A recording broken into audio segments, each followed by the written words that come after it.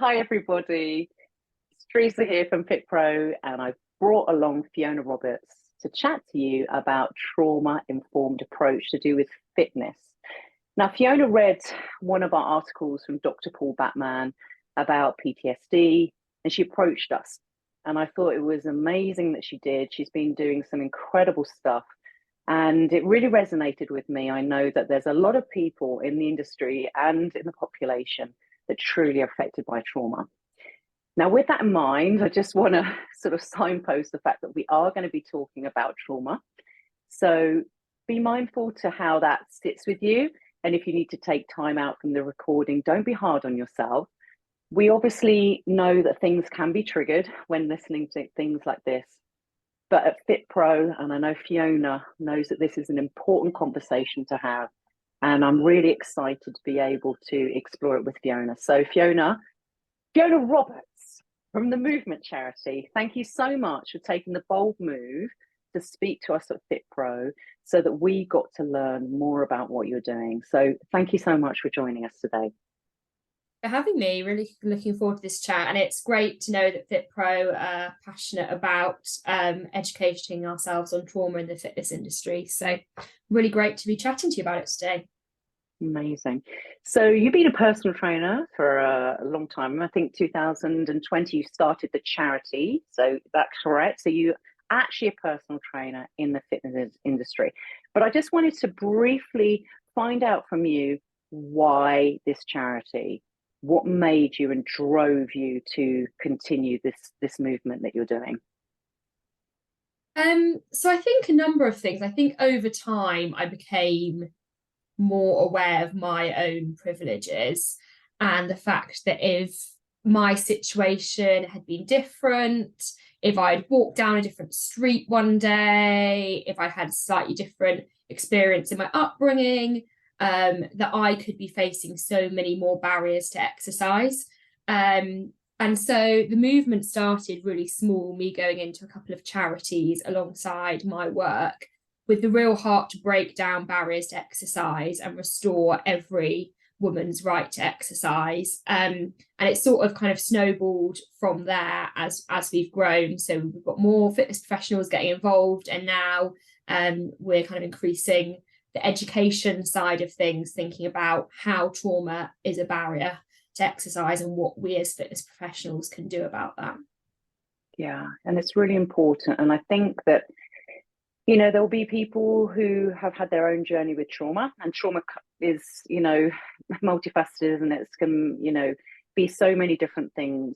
So maybe some people who've experienced trauma and want to work supporting people, and there may be people who haven't, who also just want to inform themselves. So let's get to the sort of nitty gritty of what trauma really is and how might it actually affect people.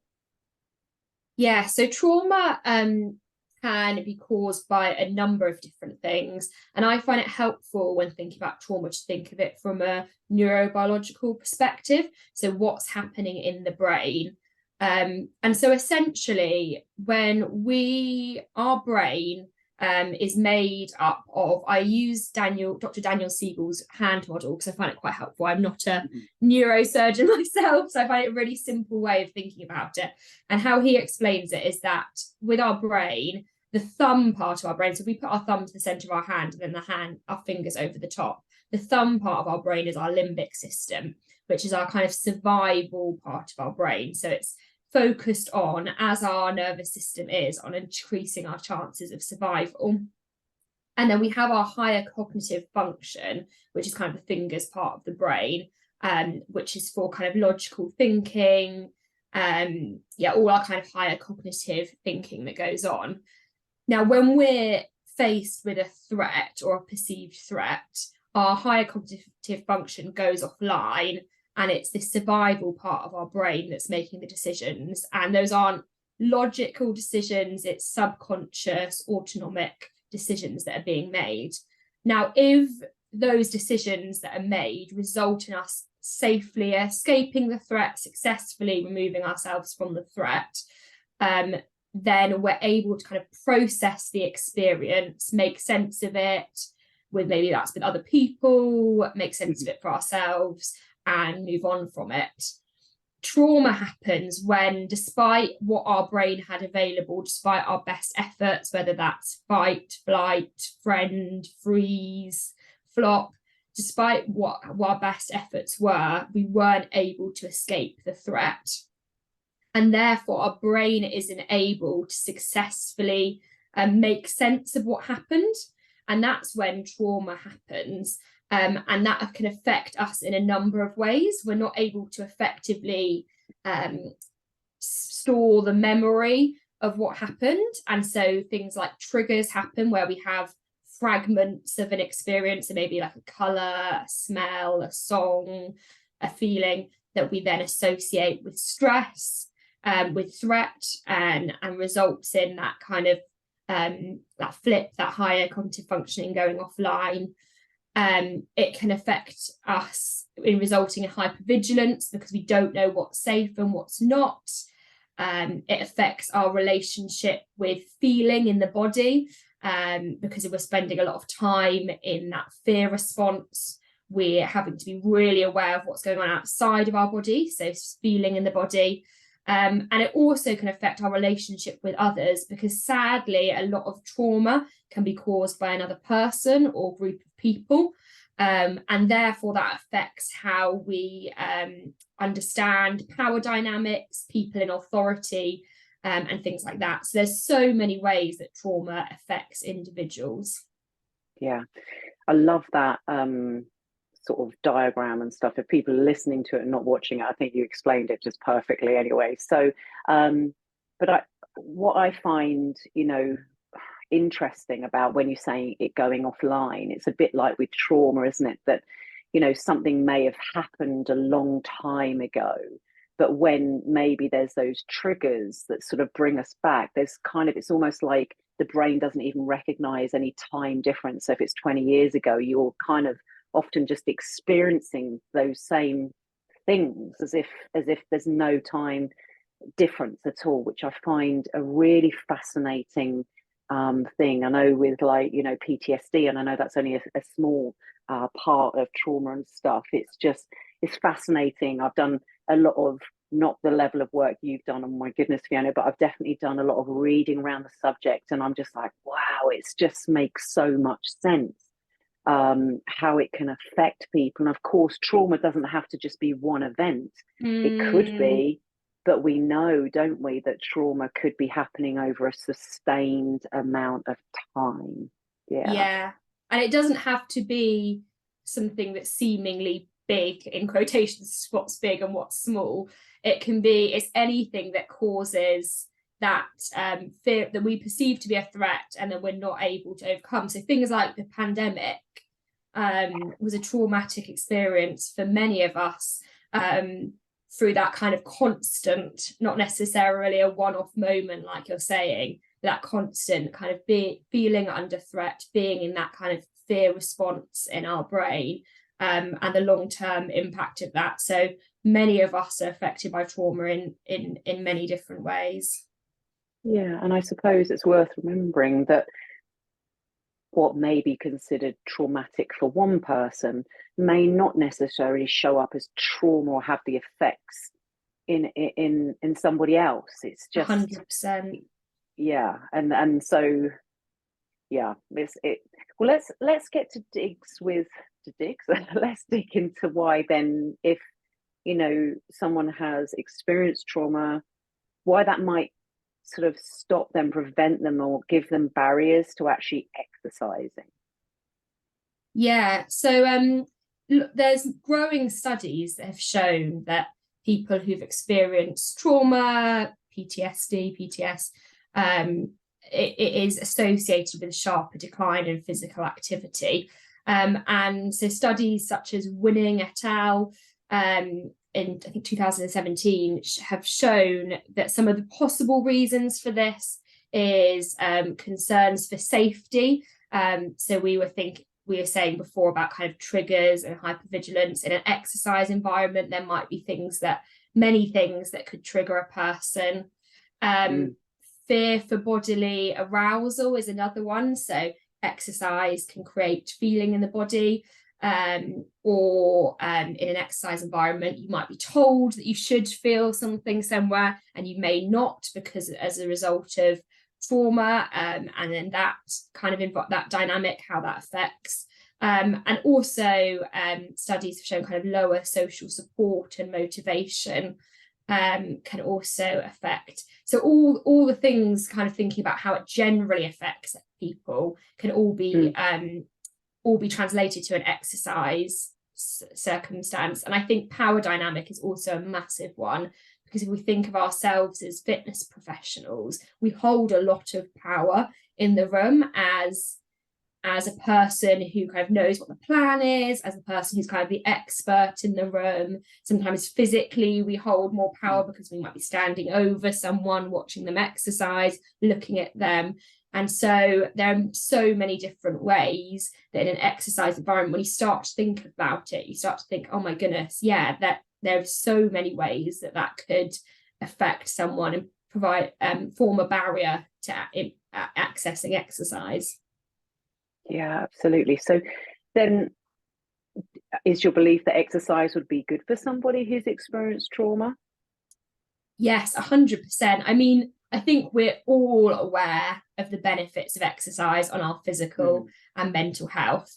And so my belief, as many of us in the fitness industry, and why we're in the fitness industry, is that everyone should have access to all those benefits. And so we're working to break down barriers to enable that. I think there are also benefits specifically to do with trauma, and I know you referenced in the introduction an article that FitPro did that referenced some of those benefits. But there's a great quote, I think it's Judith Herman, who says, trauma, because we're with our bodies all the time, healing from trauma must start with the body, because we exist in our body all the time. I haven't got that quote exactly right, but it's close enough. And so we, as fitness professionals, as people working with people and their bodies, have a great opportunity for people to connect with their bodies, build curiosity with their bodies, and that can be part of healing from trauma and part of creating safety. Yes, okay. So as I said earlier, there will be some people who have experienced trauma. There'll be some people that perhaps not even aware that there have been traumatic experiences that have gone on. There'll be people that perhaps right now don't believe that they're sure that no trauma's happened. So we've got a whole collection of people. We might sort of think, well, somebody who's gone through trauma, done the work, might have a sort of passion to sort of help people who've been in that situation. But I'd like to feel that, any fitness professional would be, considerate of this. So why do you feel that fitness professionals should have this trauma-informed approach? I think it's part of our responsibility as fitness professionals to create an environment that is safe and welcoming to those that we train. And the reality is, if you look at the statistics, is that we are very likely, if we're training more than a couple of people, to be training someone who's experienced trauma. I think Refuge did some research where 1 in 4 women experience domestic violence at some point in their lifetime. Studies show that 31% of young women have experienced sexual abuse. 1 in 3 people experience a traumatic event at some point in their lifetime. So the likelihood that one of our clients has experienced trauma is very high. And therefore, part of our creating a safe and welcoming environment where they can benefit from our services as much as possible means considering the impact of trauma and how we can be sensitive to that. And then I also think as well, there are lots of people out there who aren't accessing our services because they may not be trauma informed, because we may not be aware of what things we can put in place to make them feel safe. And so it benefits both our current clients and the clients that we don't have currently, potential future clients who, by becoming more trauma informed, might be the difference that means that they feel like they can come into our exercise spaces and benefit from the services that we provide. Yeah. Yeah. And I think it's worth mentioning now, because obviously you sort of given stats of women, your experience of working over the years has been collectively with women, hasn't it? And I think it's worth us referencing, you know, when we're not just talking about women in this space, but your experience has been. So can you tell me what sort of groups of women that you have worked with, so that people might have an understanding of where this journey happened for you, if you're comfortable to? Yeah, so the movement charity, the kind of charitable side of things, so the focus, so we provide free trauma-informed exercise in partnership with charities. That is focused primarily, focused completely on women and people who identify as women, because studies have shown that women of low socioeconomic status face the most barriers to exercise.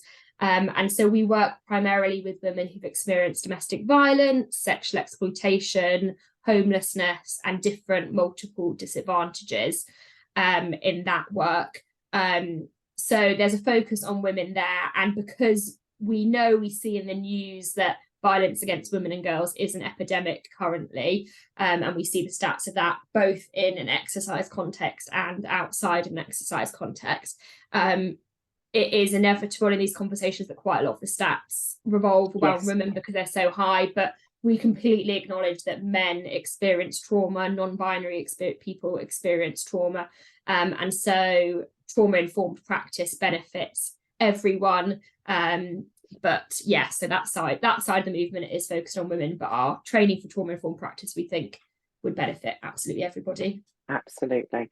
Okay, so what are some practical things we can do as instructors to be more trauma-informed? So in our one-day training that we do, we draw out 3 themes that we explore a lot of tips around. So I thought maybe I'd give one tip for each theme today. Yes. So the first theme is creating safety and what that looks, creating safety for the individual. And one kind of practical tip for that is thinking about how you can be consistent and predictable in your session. So creating safety might look like for someone knowing what the plan is for the day. So you might want to consider at the start of your session, going through the plan for the day, checking that that works for someone, and also thinking about how you can then be predictable throughout the session. So when I first started training, and I think a lot of people do this, and it can be lighthearted fun, I'd say 10 seconds left, and then I'd count 3, 3, 3, 3, 3, 3, 3 before the 2 and the 1. And on one hand, that can be a lighthearted thing, and depending on the client, that might feel like quite a fun kind of lighthearted banter to do. On the other hand, it can be a way of not being predictable and not building trust with your client that when you say 10 seconds left, you mean 10 seconds left. So you might want to consider, I've ended up not using that anymore, and think of it as a way of building trust by trying to be really clear on what I'm advising and how long that's going to last, and kind of keeping that predictability element. Absolutely. But I'm also thinking that's a really safe place for lots of clients, not just people who've had trauma. I'm thinking of specific clients who need the predictability. Certain kids that I used to work with, they needed to know almost like the landscape of what it was going to look like, because then you can check in with that person, can't you? Some people love variety, surprise, but some people need safety, predictability, and then they also feel empowered to say, yeah, because you've checked in with them, that's going to suit them. And that's a really important point, actually, is that, and one of the things that we talk about in the course a lot is that there's no blueprint for a trauma-informed session, because people's trauma is different, people's triggers are different, what creates safety is different for everyone. And so we don't have a kind of, this is a 45-minute template to use for a trauma-informed practice. Everyone is different. And so, like you said, for one person, knowing exactly what the plan is what creates safety for them. It might be for another person that it would be the opposite. And so what would create safety for them is, especially if you've already built a relationship of trust, they might say, I don't want to know what's coming, sort of thing. So checking in and giving people lots of choice. And that actually comes on to the second theme seamless is power is power dynamics. So thinking about how we can readdress the balance of power in a session. So the fact that we have a lot of power as the instructors and clients hold less power, how we can readjust that. So one way of doing that is thinking about what choices you can give to the other person. So that might be them choosing the music that we listen to, might be them choosing where in the room they set up in a class. So you might not put the mats out before and they can choose where in the space they want to be. It might be giving different options for exercises or different options for the session that day. So giving choices over, which isn't always possible. There is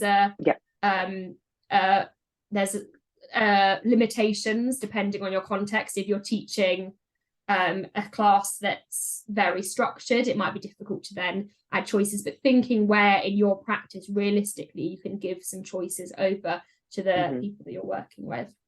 Nice. So how are we going to seamlessly link into number 3?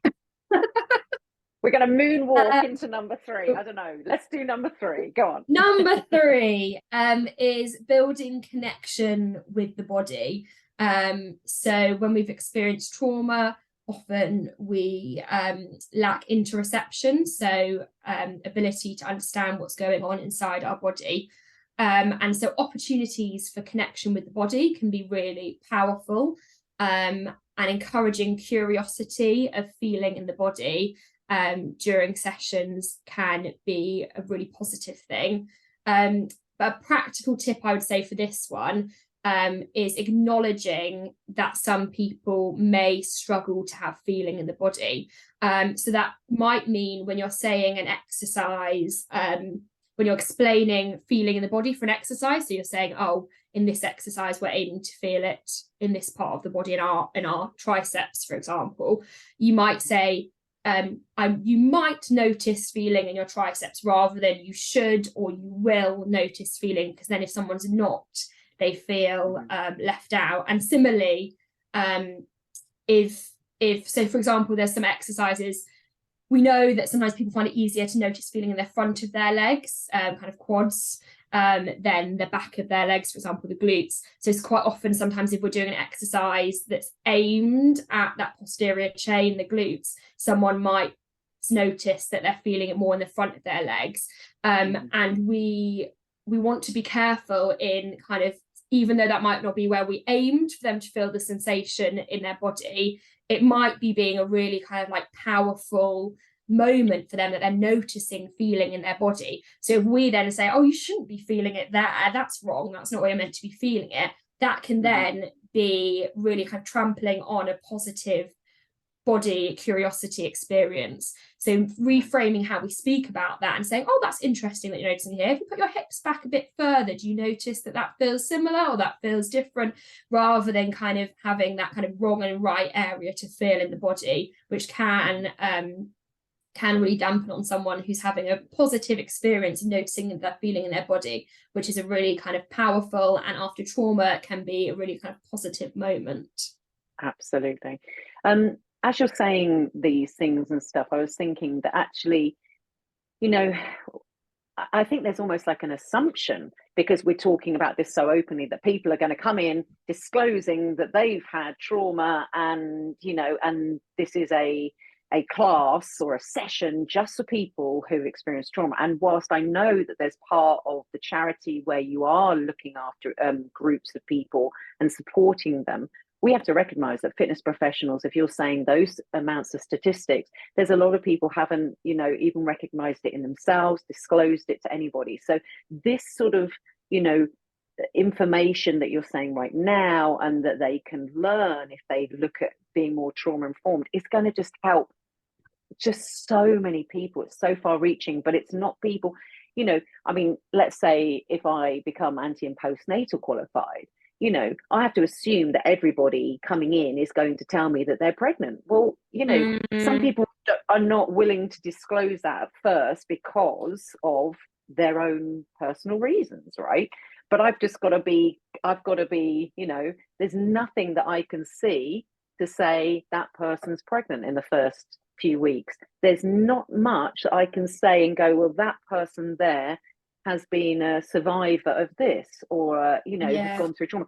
So to expect that people are going to disclose this information, I think is a big expectation. But let's be honest, if we are trauma informed and we're using this sort of permissive language, we're really making a safe space and saying that we are trauma informed, that you are, that this is the kind of practice that you do. This might actually be the start of someone starting to explore it for themselves and starting to access further stuff. So this could be the start of somebody's journey just by you having the safe space and creating that for people, which is amazing. Yeah, and I think that's a really important point, is that through my experience, both in the charity work and kind of my paid clients, it's very, very rare that I know if someone's experienced trauma or not, what kind of trauma they've experienced, what their triggers are. It barely ever, if not at all, it happens. And so this trauma-informed practice isn't designed, it's not like a question on the PARQ form, it's not like detail your triggers, it's more things we can do with everyone, and then we might start to pick up on things. So we might start to notice that there's a certain exercise that when we ask if someone wants to do, they say no each time, and then we just leave that exercise out. We might notice that when we're inviting people to notice breath in an exercise session, that they choose not to do that. So then we might just stop asking them to inviting them to notice breath, because we know that it's triggering for them. And so, a lot of it is things that we can do for everyone. And then as we get to know our clients, as always with all aspects of personal training or instructing, as we get to know our clients, we can then personalize it to them. But I think it can be a really powerful resource, like you said, for creating safety for people to start to explore trauma. It's probably worth saying also that we need to be aware of our limitations as fitness professionals.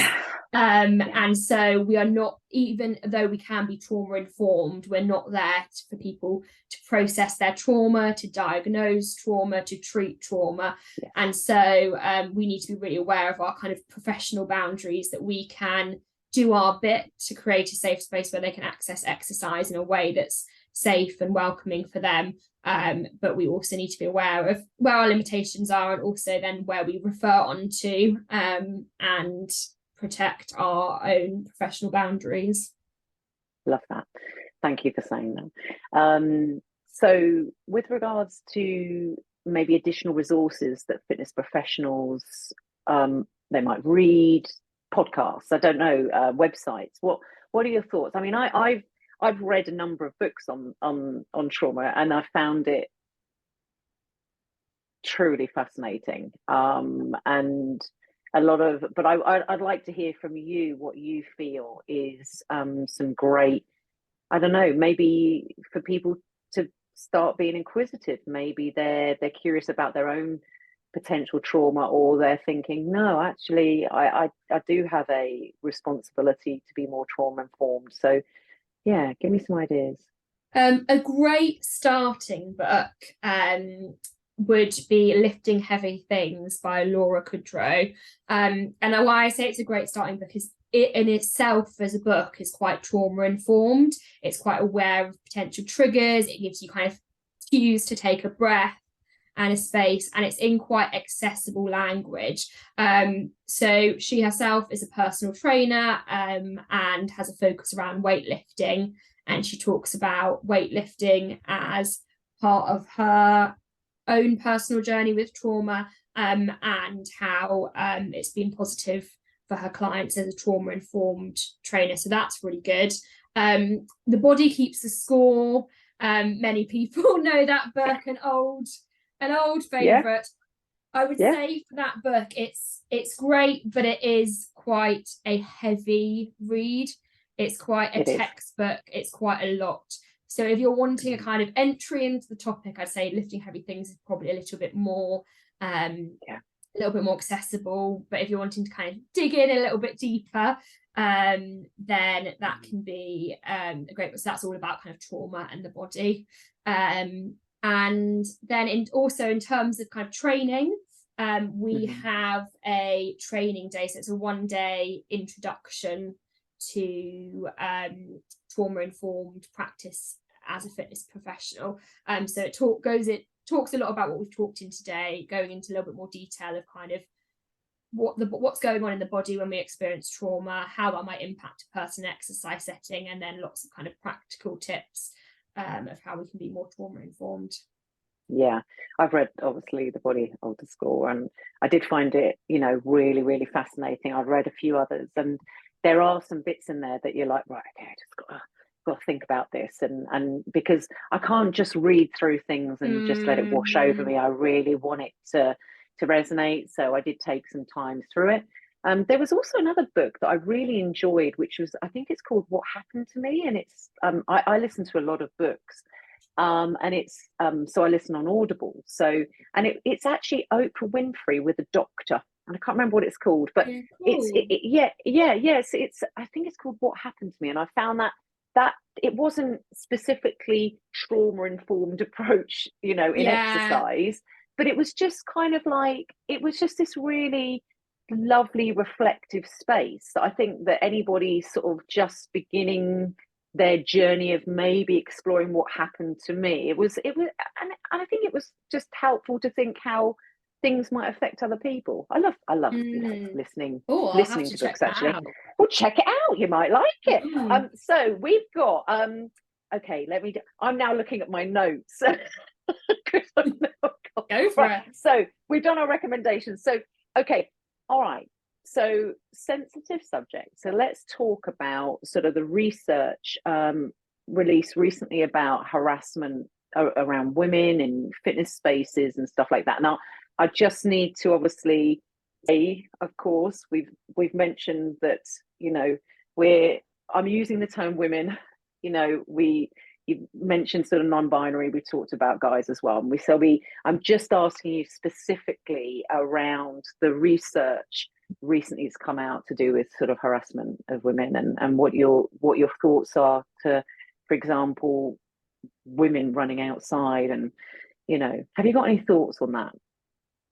I think it's really sad, and I imagine for a lot of us the research is not a surprise. The fact that many women have been, I think the research particularly is around gym spaces. Women have been harassed in gym spaces, but we've seen over the years in terms of running outside, that there is violence against women and girls is real, and the fitness industry is not immune to it.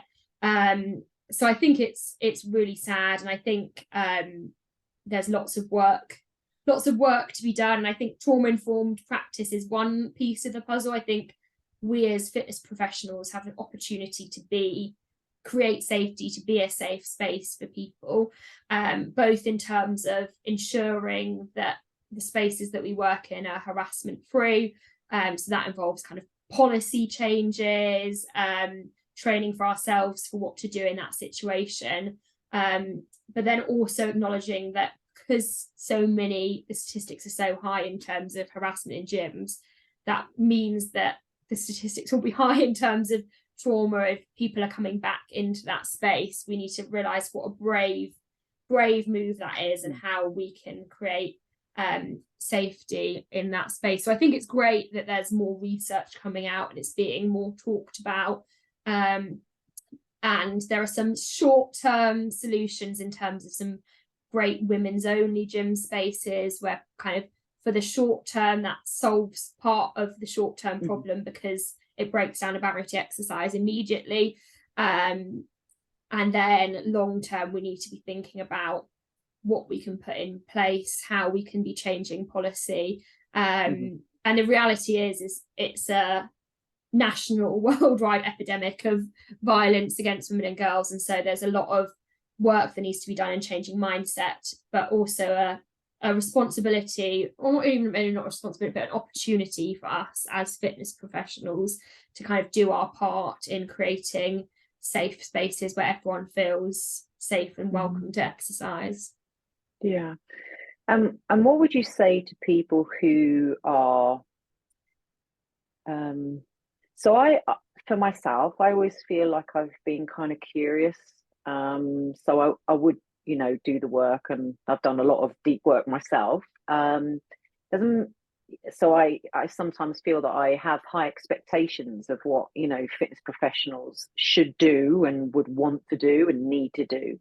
What would you say to the people that think, oh, this isn't for me, it's a bit uncomfortable, I just want to turn away from it? What are your thoughts?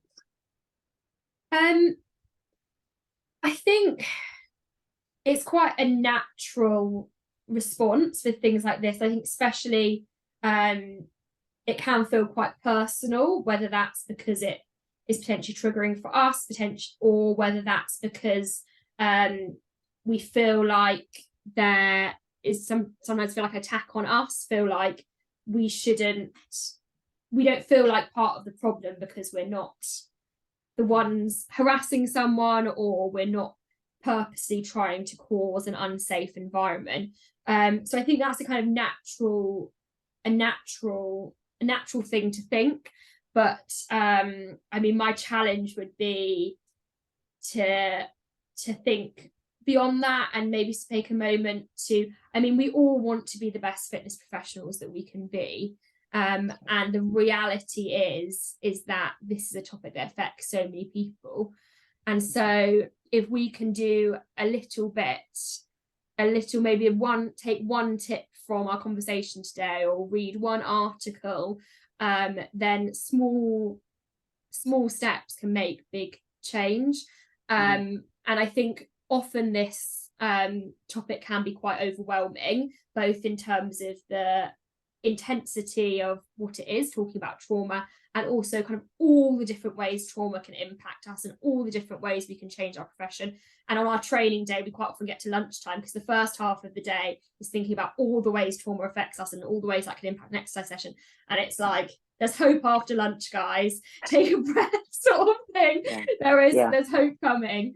But if there's, and we say this on training day, there's like one small thing that you can implement, or one thing that you're already doing that you can kind of be affirmed in and think, that's why I'm doing that, and be affirmed that's a really positive thing you're doing for your clients by creating that choice, or whatever it is, then that one thing can make the difference between someone coming again to your session, someone feeling safe in that session, avoiding someone feeling triggered, someone leaving a session early.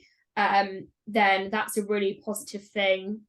Yeah. Us doing our little bit in the world, and also for our, kind of practically speaking, for our business as well. The more people that we're welcoming to, the more clients that will feel like they want to train with us and access our spaces. Absolutely. And I really love how you said it's natural.